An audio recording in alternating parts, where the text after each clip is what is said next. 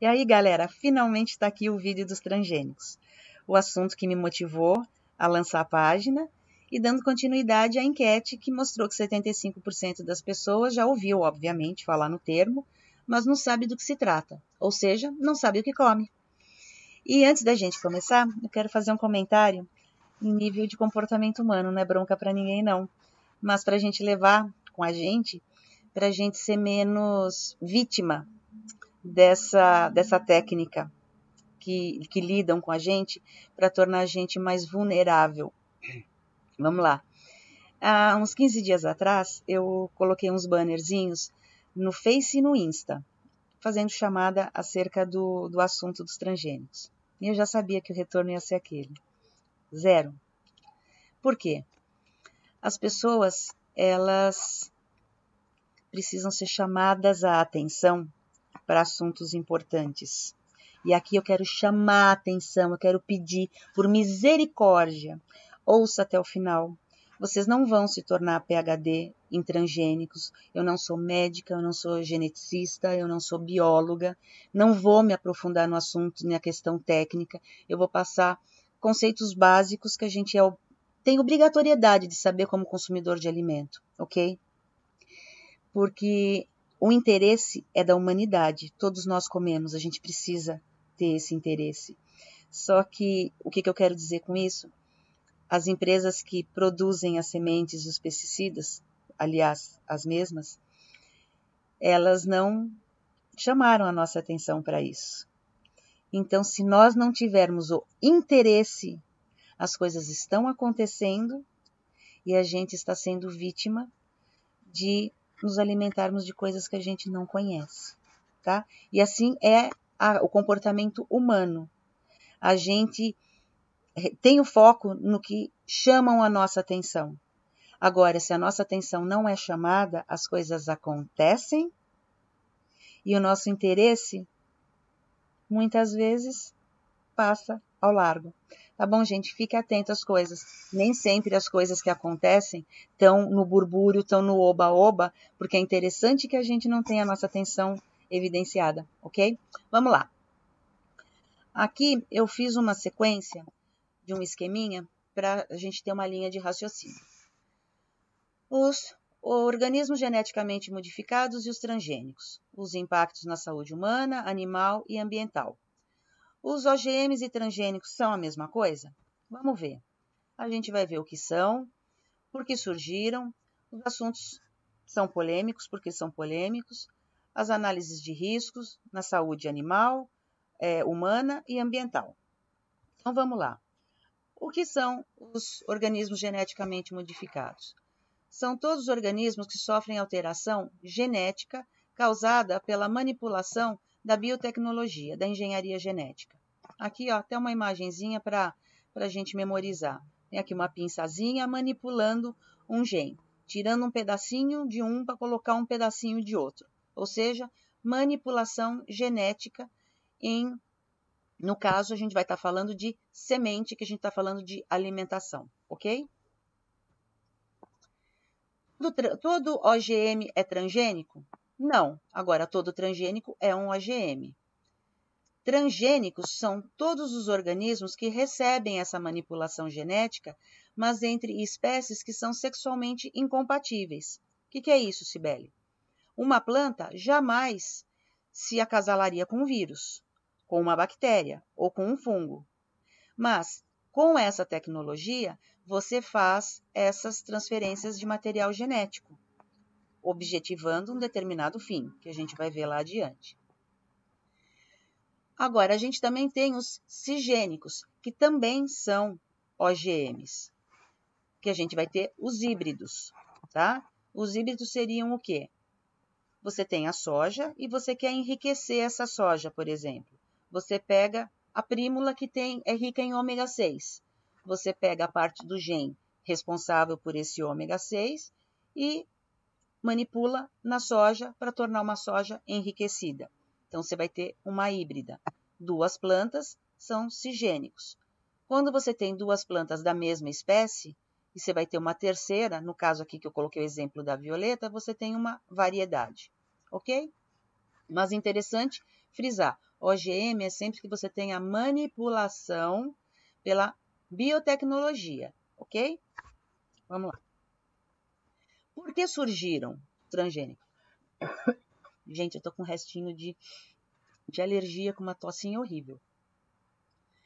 Por que surgiram? A ideia a gente comprou com facilidade, porque teve um apelo poético aí.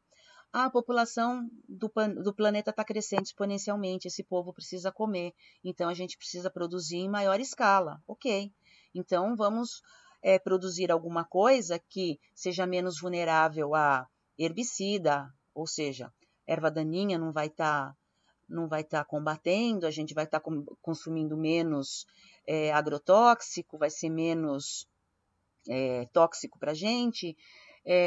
Essas plantas também vão ser menos vulneráveis a pragas, a lavoura vai ser menos vulnerável a ser dizimada por qualquer problema dessa ordem. Então, você tem uma produção mais, digamos assim, vantajosa. Melhor qualidade do alimento, já que você pode melhorar a qualidade nutricional. E tudo isso com o menor custo. Então, o apelo foi poético e todo mundo abraçou. Só que a coisa não parou aí. Então, até coloquei a cabecinha aqui. Será que a história é isso mesmo? Se ela parasse nisso, seria perfeito. A grande questão, a gente vai ver mais adiante na questão da análise de risco, ok? Exemplo que a gente tem na questão da qualidade, por exemplo, do alimento. Você tem, como eu disse lá atrás, a soja, que você pega um trecho do DNA que é da prímula, que é rica em ômega 6, enriquece a soja e vai ter a soja rica em ômega 6. Ok. Isso é ruim, Cibele? Não necessariamente. Para algumas pessoas, sim. Explica isso. A prímula não está no nosso cardápio de consumo, certo? Enquanto era só a soja normal, a gente não tinha a elevação nos níveis de esquizofrênicos. Peraí, mas você está falando que a soja enriquecida aumenta o esquizofrênico? Não, ela não causa esquizofrenia. A pessoa esquizofrênica nasce predisposta a ser esquizofrênico. Agora, existem fatores desencadeantes, gatilhos, e o ômega 6 é um gatilho. Ou seja, as pessoas não comiam prímula para consumir alto teor de ômega 6. Quando essa ômega 6 foi inserida na soja, o consumo da soja fez com que houvesse grande consumo de ômega 6 e houve um impacto na saúde pública, de aumentar pessoas com a esquizofrenia, que poderia ser uma doença a vida toda adormecida, certo? Então, mesmo dentro da parte boa da transgenia, que seria o enriquecimento dos alimentos, necessariamente isso pode não ser uma questão aceitável. A gente vai ver lá na frente, quando a gente fala de um risco que, ainda que ele seja pequeno, ele pode ser inaceitável. Outra questão, a soja, quando você junta com um DNA de uma bactéria, com o objetivo de torná-la resistente a um herbicida. Isso é bom? Por um lado, seria porque você estaria usando menos herbicida, matando só as ervas daninhas e não intoxicando a soja. Mas será que para aí? A gente vai ver que a coisa está muito mais vinculada à ciranda de perpetuação econômica de um monopólio do alimento do que propriamente em não nos intoxicarmos. Vocês vão ver. Por que é um assunto polêmico? Exatamente por causa dessa dicotomia entre oferecer um discurso poético que é melhor, que você vai comer um alimento menos intoxicado e mais nutritivo, e a bem da verdade não ser isso. Está escondido um interesse econômico das empresas que fabricam. Tanto é isso que as análises de risco não são feitas com base científica. Não são feitos os impactos na saúde e os impactos no meio ambiente do que essas manipulações genéticas podem causar, tá? o que eles partem do princípio? Se o alimento A é bom para consumo, o A misturado com o gene do B também será bom para consumo. A gente já viu o exemplo da soja que não é bem assim. A soja é bom para consumo, boa para consumo. Misturado acrescida do ômega 6, não se tornou tão boa assim para consumo em se avaliando a população, tá?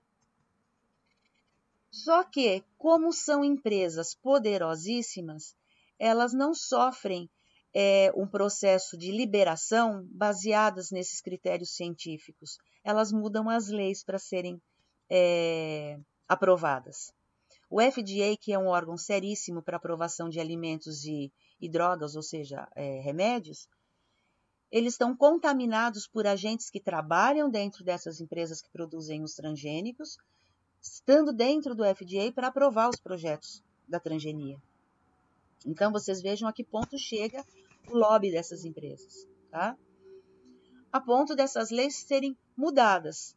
De que forma?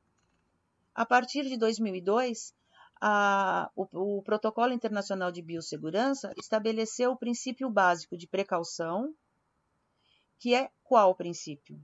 Gente, vê se cabe isso na cabeça de vocês. Que é um princípio moral, que de moral ele não tem nada, e político, que determina que suponha que eu vou produzir algo que pode causar um malefício irreversível para a saúde pública ou para o meio ambiente. Mas isso ainda não está constatado cientificamente de uma forma irrefutável. Cabe a mim fazer o ônus da prova que isso é ruim. Vocês acham que alguma empresa vai provar que o que ela produz é ruim? Gente, isso é brincar com a inteligência da gente. Só que a lei se pauta por isso. Então, enquanto as fabricantes de transgênicos não falarem que o transgênico é ruim, eles vão continuar colocando transgênico no mercado, porque é o princípio da precaução. A única coisa que eles fizeram, se obrigaram, foi colocar a rotulagem, o selinho, dividindo a responsabilidade deles, sabe com quem? Com a gente. Vocês estão comendo, vocês sabem que é transgênico. A partir daí, o que acontecer com a gente, eles não têm responsabilidade nenhuma. Eles não vão ser acusados como as indústrias de cigarro, que lá atrás foram vítimas de ações judiciais com relação aos danos que promoveram nas pessoas, tá? Vamos seguir. Os riscos, a partir daí, são inesperados, porque se eles não foram calculados antes, até mesmo pela complexidade do assunto da genética em si, porque o que é bom para uma pessoa pode não ser para outra. Como a gente viu, esse exemplo da soja é bem interessante. Como pelo próprio fator de determinados aspectos que você não calcula. Você coloca, não está no seu controle, você coloca uma planta dessa num ambiente aberto. Essa planta sofre efeito do vento e de insetos. Ela poliniza outras plantas. Plantas que vão se tornar alimentos de uma lavoura que foi plantada sem ser transgênica e de plantas nativas, até das ervas daninhas, que vão se tornar super daninhas. Entendeu? Então, a partir do momento que isso caiu em ambiente aberto, se perdeu o controle. Não tem como se medir risco. Na saúde humana e na saúde animal. Por que saúde humana e animal? Aqui, animal, a gente vai falar logo adiante do milho que eles não aprovaram para consumo humano, só para o consumo animal. Mas, momento, o animal come, aí a gente toma o leite do animal e come a carne do animal. Não é 6 por meia dúzia? Então, voltando aqui para a saúde humana, a primeira geração dos transgênicos, toda sem exceção, ela é resistente a antibiótico. Por quê? Porque ela recebeu uma parte de gene de uma bactéria para se tornar resistente a herbicida, tá?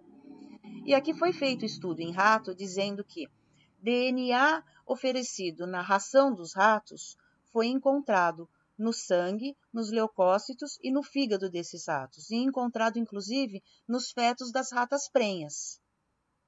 Se todos os experimentos que eles fazem até chegar um remédio para o ser humano é feito em rato, não é absurdo pensar que os alimentos que a gente come com essas mutações genéticas também vão aparecer esses genes no nosso sangue, no nosso fígado, podendo ir, inclusive, afetar os bebês, quando as mães ingerem esses alimentos durante a gestação, tá? Outro estudo que foi feito foi aplicando streptomicina ao longo de 1 ano em porcos. As bactérias que estavam na garganta e no fígado desses porcos se tornaram resistentes à streptomicina. Logo, a gente se alimentando desses transgênicos que foram mudados com parte dessas bactérias, nós nos tornamos resistentes a essas bactérias. E os antibióticos não fazem efeito para a gente. Antigamente, os antibióticos, na década de 80, esses antibióticos que eram lançados, tinham uma vida útil de 15 anos. Hoje, as indústrias farmacêuticas têm que lançar um a cada 5 anos, porque não faz mais efeito. Com relação às alergias e intolerâncias, por acaso é novidade para alguém? O boom que teve, intolerância à lactose, intolerância a glúten. Quando a gente era pequeno, tinha criança intolerante à lactose, a glúten, e mesmo adulto. Da onde veio isso, gente? Veja bem, a soja Roundup, ela foi, as modificações que ela sofreu, chegou hoje num número de 16 proteínas que ela tem, todas alergênicas. A proteína é alergênica desde que ela não passe por um processo de metabolização e quebra dela no fígado, tá? Só que além dessa soja aumentar as proteínas, ela diminuiu a enzima que produz essa quebra no nosso fígado. Ou seja, passa a proteína direto para o sangue, um monte de alergia o povo tendo aí. Aqui o milho que eu tinha falado, esse milho BT, é o que foi só para consumo animal. Mas aí como que fica o consumo de leite e de carne? Tá? Aqui só fazendo uma observação de curiosidade, alergia é quando você ingere um alimento e o teu organismo reconhece esse alimento como um agressor. E intolerância é quando você tem dificuldade de digestibilidade desse alimento, tá? Aqui são experimentos que mostram câncer de mama em ratas alimentadas com organismo geneticamente modificado, tá? Não necessariamente transgênico, porque ele também pode ser modificado, a exemplo da soja, com outra planta e que para alguns indivíduos pode desencadear problema. Para uns sim, para outros não. Para o meio ambiente, o que a gente tem em relação ao meio ambiente? Aqui quando ele fala transferência lateral, o que a ciência fala da transferência lateral é exatamente gene de uma espécie misturando com outra espécie, de uma planta com um vírus, uma planta com uma bactéria, isso daí. E quando você coloca uma semente dessa em campo aberto, você está expondo toda a natureza, todo o ecossistema a novos vírus, porque você está colocando um pedaço de vírus na natureza. Novas bactérias, novos fungos, novas toxinas. Porque a lavoura do vizinho, que não é transgênica, recebe polinização por inseto e por vento. As plantas nativas recebem polinização. As aves comem dessa planta transgênica. Inseto come dessa planta transgênica. A ave que come o inseto. Então, todo o ecossistema fica mudado. O solo fica mudado, a água. Então, você muda praticamente não, você muda todo o ambiente que se vive. Então, fica completamente sem você ter controle do impacto que isso causa. Aqui chegamos no que eu disse para vocês que eu ia dizer lá na frente. Chegou aqui na frente. O maior propósito desta ciranda não vem sendo a produção de alimento em larga escala. Ela acaba sendo uma consequência. Mas observe o que a indústria que produz a semente e o pesticida faz com ela mesma, ela se eterniza como monopólio no segmento de alimento e de pesticida. Ela tem a semente de transgênico que, em campo aberto, ela transfere material genético para uma erva daninha, um exemplo, que vai se transformar numa super erva daninha, que na próxima safra vai se precisar de mais herbicida. Essa maior quantidade de herbicida vai exigir, por um lado, mais venda de herbicida dessas indústrias que são as mesmas que produzem as sementes e, ao mesmo tempo, vai exigir que se produza novas sementes do transgênico resistente a herbicidas. Então, essa ciranda não acaba nunca, ou seja, essas empresas terão sempre na mão, serão sempre detentoras desse ciclo financeiro de produzir uma semente mais forte para o próximo ano, que produzirá pólen, que fortalecerá a erva daninha, que precisará de mais herbicida, que ela venderá. E que no próximo ano precisará de um outro transgênico, que vai fortalecer mais a daninha, que vai precisar de mais herbicida.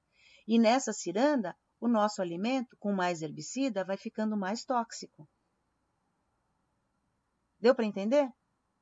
E na boa caridade de oferecer um alimento menos tóxico para a gente, eles falam que eles estão colocando uma nova semente mais resistente ao herbicida. E essa ciranda não acaba nunca. O mesmo, num exemplo, das pragas. Você tem um transgênico resistente à praga.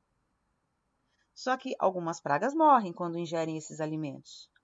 Outras se criam resistentes, que vai se precisar de mais agrotóxico. Quem vende os agrotóxicos? As empresas que produzem as sementes transgênicas. Aí elas vão dizer, a gente precisa produzir super transgênicos, agora uma nova semente mais forte, porque essas pragas se criaram mais fortes. Então se coloca outros transgênicos mais fortes, que pragas mais fortes se criarão a partir do momento que se alimentam delas, que mais agrotóxicos se precisará e mais tóxicos nossos alimentos ficarão. Mais doença nós teremos e mais a indústria farmacêutica ganhará. Beli, você está hoje na teoria da conspiração. Então você me mostre alguma coisa que quebre essa teoria da conspiração e que a gente passe a adoecer menos, porque é alarmante os índices de adoecimento. E a coisa só tende a aumentar. Aqui era aquilo que eu tinha dito lá atrás, da análise de risco. A biossegurança considera que um dano grave, mesmo em baixa probabilidade, ele é considerado inaceitável. Se é inaceitável, por que continua acontecendo? Porque a análise de risco científica não é feita. Então, gente, aqui que chega a minha questão de mudar a alimentação dos nossos bichos. Para cão e para gato, a gente já sabe que no mercado está sendo oferecidos alimentos naturais. Os veterinários estão sendo categóricos na mudança das rações comerciais para alimento natural e já existem excelentes empresas no mercado na fabricação desses alimentos. Dietas balanceadas para filhotes, para idosos, para adultos, para renais, para obesos, para diabéticos. E para eles é fácil o oferecimento dessas dietas, porque eles não são seletivos. Então tem lá o arrozinho, os legumes, a proteína, e eles não desbalanceiam essas dietas. O que não acontece com os nossos bicudos, que necessitam de um alimento que seja ou pelletizado ou extrusado. Vai tudo dentro de um panelão, cozido e vira as bolinhas que a gente conhece. Existe no mercado, dentro da linha que a gente conhece de ração, orgânica, para calopsita e para papagaio, só. Eu que tenho arara, estou na brita. E outras pessoas que também têm outras espécies também não têm alternativa. Só que ainda essas alternativas que a gente tem no mercado, a gente ainda vai ter que conviver com o antifúngico pelo tempo que essas ações ficam no mercado, pela questão de logística, de consumo e tudo mais, os conservantes, os corantes para tornar sedutor para o animal comer, os aromatizantes tudo mais. Que eu parti do princípio, se é para mudar para algo saudável, vamos mudar de A a Z. Para que, Cibele? Vamos descobrir. E aqui, gente, olha aqui o que acontece com relação aos nossos bichos quando a gente vai pensar em dieta natural. Você coloca alimento separadinho e o que eles fazem? Olha que graça o Mike. Se ele não quer aquela hora, ele joga fora. Eles só comem o que eles querem. Então, gente, o que eu quero dizer com vocês, o que eu quero conversar com vocês, é isso. Eu acho que deu para ter uma ideia mais ou menos da ciranda que a gente está sendo vítima. Eles nos vendem uma ideia e, na verdade, os bastidores é bem diferente. E o que a gente está comendo a cada dia que passa é um alimento mais tóxico e oferecendo para os nossos bichos também. Isso vai estourar daqui a pouco em doença para eles também, como já está estourando, e os veterinários já estão indicando isso para a gente. E a minha proposta é a gente estar mudando isso antes que a gente perca os nossos amigos que fazem parte da nossa família. Então, gente, se vocês gostaram, transmita esse vídeo adiante para que a gente possa estar disseminando essa consciência. Se eu conseguir tocar vocês também para repensarem na alimentação de vocês, também fico feliz. E vamos juntos compartilhar ideias novas na nossa página para a gente conseguir alternativas de estar alimentando os nossos bebês com mais saúde, tá bom? Beijo, até mais.